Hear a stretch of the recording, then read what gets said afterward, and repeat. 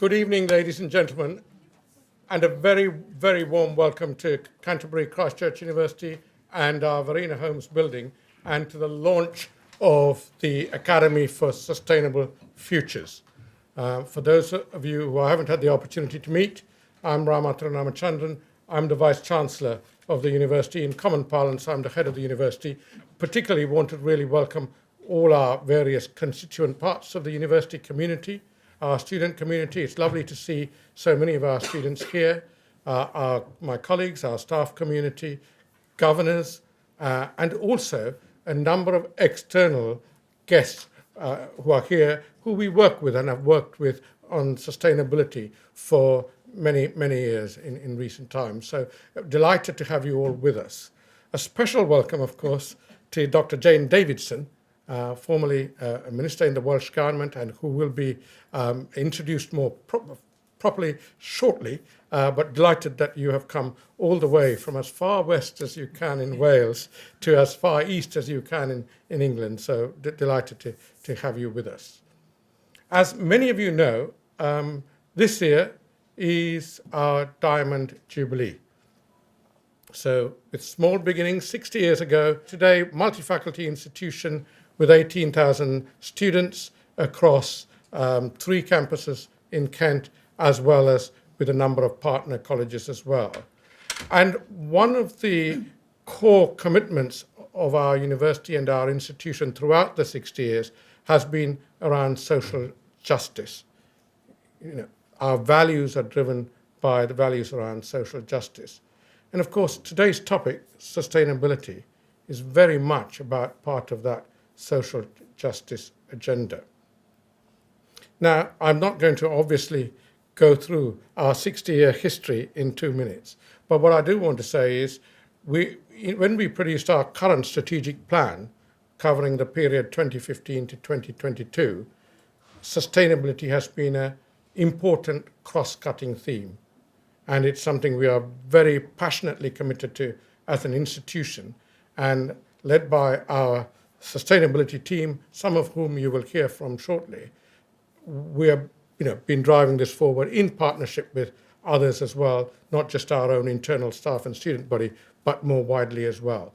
So it's a huge commitment from the university. And just to say, some of the things we have achieved over the last decade, and I'm just going to give a couple of examples. In the last decade, we have reduced our carbon emissions by 54%. And that's, for those of you in this technical field, Scope 1 and Scope 2, as it's known. So 54% we have reduced our carbon emissions by in the last decade. And through something called the Futures Initiative, which many of you have been part of, we have been promoting sustainability very much within the curriculum. And our work is very much recognized, and the awards we have received are, in a sense, quite a few and numerous to mention. But I just wanted to highlight 2 things. One is the Green Gown Awards. We have had a number of Green Gown Awards to recognize our work in sustainability. And also the Collaborative Award for Teaching Excellence, which we won recently. The sustainability team won recently, and I think we will be going to receive the award sometime, I think in April, somewhere in Bristol from memory. So these are just examples of, I think, the distinctive contribution and the distinctive way in which we have collaboratively taken forward sustainability and external recognition for the work we have done. So why are we now, today, after all this work, launching the Academy for Sustainable Futures? Now, I don't want to steal Nicola's thunder, because she's going to talk a little bit about the purpose of the Academy. But in one line, it is about now mainstreaming what we do right across the institution. It's about embedding what we do right across the institution in terms of education, research, advocacy across our staff and student body, right across all parts of the university, and making a real step change. And that's the purpose, in a sense, of the Academy, and Nicola will say a little bit more about that. So that's, I think, enough from me. We're going to hear some brief descriptions of the commitments of different constituencies within the university before our keynote speaker takes the stage, though there isn't a stage, it's a metaphoric stage. So I'm just going to introduce all my colleagues in one go to save me sitting down and standing up and every few minutes.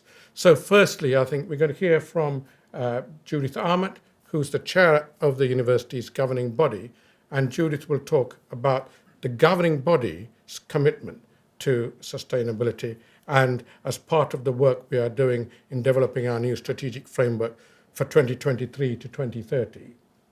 We will then move on to Nicola Kemp, who many of you know, who is the educational lead for sustainability within the sustainability team, and she's going to really talk a little bit about the academy and what its purpose is and what it's going to do.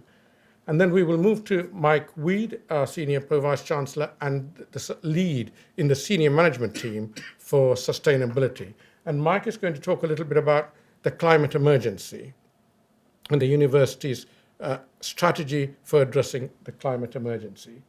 And we will finish this first section with Dan Bieschner, the president of our Students' Union, who is going to give us the student voice and how students are engaged, because it's all about future generations. So it's really important we are able to hear from Dan. And I think Dan will bring with him other student voices as well.